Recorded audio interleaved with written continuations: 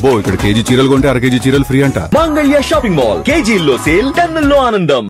మీ career మీ brother మీకు support చేసినప్పుడు మీరు అన్నారు ఏంటి, నాకున్నాడుగా ఇండస్ట్రీలో కోట వెళ్దాము అని అంటే అక్కడ అప్సెట్ అయ్యాను అన్నారు. ఏంటి, ఏం జరిగింది అక్కడ? వచ్చావు ఏం జరుగుతుంది నాటకాల ఇలాంటి ఇంటర్వ్యూలు అదే భయం. ఏదో మరి కొన్ని అన్ఫోల్డ్ స్టోరీస్ కంటే ఫోల్డ్వే బాగుంటాయి. ఆయన ఏదైనా ఓపెన్గా చెప్పే మనిషిగా కోట గారు, కానీ కమ్యూనికేషన్ గ్యాప్. ఇప్పుడు నేనే పని మీద వచ్చాను అతనికి తెలియదు, అతను ఎందుకు చేయలేదు నాకు తెలియదు. మేము నాటకాల నుంచి ఇద్దరం వెళ్ళాం.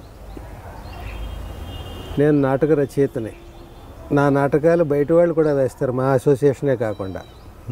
అలాగే కోట బ్యాంకు పోటీల్లో నా నాటకాలు వేసేవాడు. ఓకే, నా నాటకాలు వేసినప్పుడు అప్పుడప్పుడు మేము ఆల్రెడీ ఆడేసి ఉంటాం కాబట్టి సేమ్ అదే సెట్ చేసి రావడం వాళ్ళకి. అట్లా ఒక డిజైన్ ఉంటుంది కదా ఒక నాటకానికి, దాన్ని మేము ఆల్రెడీ కొన్ని అనేక ప్రదర్శనలు ఇచ్చి ఉంటాం. అది వాళ్ళ బ్యాంక్ కాంపిటీషన్లో అతను తీసుకుని ఆడినప్పుడు ఇదే డిజైన్ అక్కడ సెట్ చేయడం, అట్లా అట్లా బాగా పరిచయం, కలిసి నాటకాలు ఆడడం. అలాగ అప్పట్లో ఇంచుమించుగా ఒకే చోట ఉండేవాళ్ళం, రెగ్యులర్గా కలుస్తూ ఉండడం, ఇంచుమించుగా ఫ్యామిలీ ఫ్రెండ్స్గా అట్లా ఉండేవాళ్ళం. ఇట్లా అతను ఉన్న ఇండస్ట్రీకి ఎలా వెళ్ళాలరా సినిమా ఫీల్డ్కి నాకు ఎవరు తెలుసని మా బ్రదర్తో అన్నప్పుడు, మనకి ఎవరో ఉండడం ఎందుకు, మన కోట మనవాడు అన్నాడు. అక్కడ ఉంటావు నువ్వు, అతని ఇంట్లో తినవు, అతను ఇంట్లో పడుకో, ఎక్కడో హోటల్లో ఏదో తీసుకుని రూమ్ తీసుకుని ఏదో ఉంటావు, తెలుసున్నవాడు ఓ మనిషి ఉన్నాడు అనేది ఎవరున్నారంటే చెప్తున్నాను అన్నాడు. ఉన్న వారం 10 రోజులు అతన్ని కలిశాను రెగ్యులర్గా. అతనేదో అతని లోకంలో అతను ఉన్నాడు, మన లోకంలో మనం ఉన్నాం. మనం ఏ పని మీద వచ్చామో చెప్పడానికి మనకి సిగ్గు, వినడానికి అతనికి బిజీ.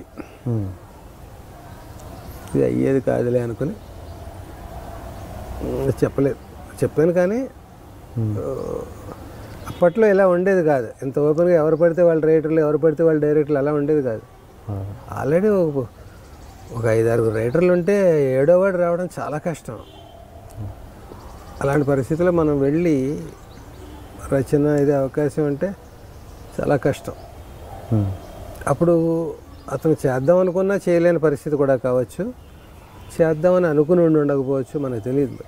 అనుకుని ఉండకపోవడానికి అవకాశం లేదు. అతను రైటర్ కాదు కదా, పోనీ మా ఇద్దరికి పోటీ అనుకుంటే. ఏదో అట్లాగా అనుకున్నది జరగలేదు నా వరకు. అతని వరకు అతను ఏం తెలియని మనిషి కావచ్చు. నా గురించి నేను ఎందుకు వచ్చాను, ఏ ప్రయత్నాల్లో వచ్చాను, ఎవరైనా నమ్ముకుని వచ్చాను అతనికి ఏం తెలియకపోవచ్చు. నిన్నే నమ్ముకుని వచ్చానయ్యా అని నేను చెప్పలేదు, నువ్వు ఎలాగైనా నాకు సాయం చేయాలని నేనేం అతన్ని ప్రాధేయపడలేదు. ఏదో మాట వరుసకు రోజు అతను కలిసి ఈ పని మీద వచ్చానని నేను చెప్తూ ఉండేవాడిని. అతను విన్నట్టు ఉండి అది చాలా కష్టం అన్నట్టుగా మనసులో ఏదో ఉండేదేమో. మరి అతను చేయలేని పరిస్థితి. ఎవరికి నన్ను ఇంట్రడ్యూస్ చేసి రైటర్ అని అంటాడు. పైగా నేను కథలు పట్టుకుని ఇండస్ట్రీకి వెళ్ళలేదు. కథలు పట్టుకుంటే అందరూ రెండు చెప్పండి అంటారు. మన పేరు వేసినా, మన వాడుకున్నా, ఎక్స్ప్లైట్ చేసినా వినడం వింటారు. నేను డైలాగ్ రైటర్ అంటూ వెళ్తే నీకు డైలాగ్స్ నువ్వు ఏమన్నా జంధ్యాలవనా, లేకపోతే ఆచార్య యాత్రేవనా, మళ్ళపూడి వెంకటరమణవనా, ఎందుకు వింటారు, ఎలా వింటారు? ఆ రకంగా డైలాగ్ రైటర్కి అవకాశాలు తక్కువ కొత్త వాళ్ళకి. అప్పుడు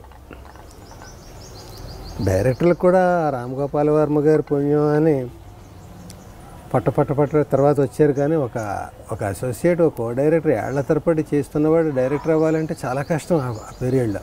అవును, మా ఈవి గారు, కృష్ణారెడ్డి గారు, వీళ్ళ చాలామంది, ఒక 25 మంది కొత్త డైరెక్టర్లు వచ్చారు శివ తర్వాత. ఒక రకంగా అది మంచి పరిణామం కదా. ఆ ఫ్లోలో తర్వాత రైటర్స్, కొత్త డైరెక్టర్లు వచ్చినప్పుడు కొత్త రైటర్లు, అలా గేట్లు ఓపెన్ అయ్యాయి అందరికీ. అంతకుముందు చాలా ఇబ్బంది. అక్కడికి వెళ్తే మనం, నన్ను గోస్ట్ వర్క్ చేయమని చాలా మంది సజెస్ట్ చేశారు. నేను ఒక నాటక రచయితను అయ్యి ఉండి, నాకు ఒక ఇమేజ్ ఉండి, ఒక ఫ్యామిలీ ఉండి, ఒక ఏదో చెయ్యాలని ఒక ధ్యేయంతో వచ్చి నేను అలాగా చేయడం నాకు ఇష్టం ఉండేది కాదు. కానీ మరి నాకంటే పెద్ద పెద్ద వాళ్ళందరూ గోష్ఠి వర్కులు చేశారు. గోష్ఠి వర్క్ చేయడం తప్పు కాదు, అదొక శిష్యరికం లాంటిదే కదా గోష్ఠి వర్క్ అంటే.